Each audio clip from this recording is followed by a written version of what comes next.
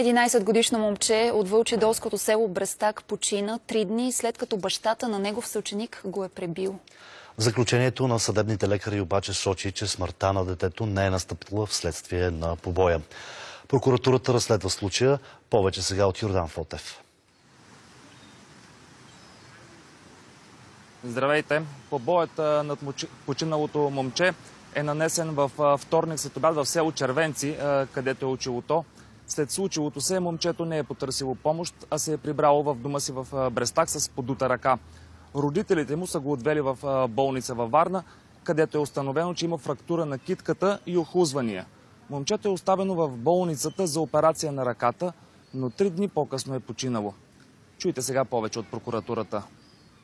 По-малкото дете е имало заболяване сериозно, поради което родителите така по-сериозно са го пазили.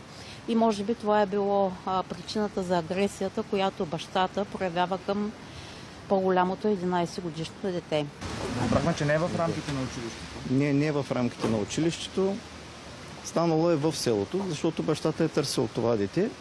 Разполагаме единствено с предварително становище на вещите лица, които са извършили аутопсията, че категорично няма причинно-следствена връзка между побоя, който е бил на 24 и настъпилата на 27 октомври смърт.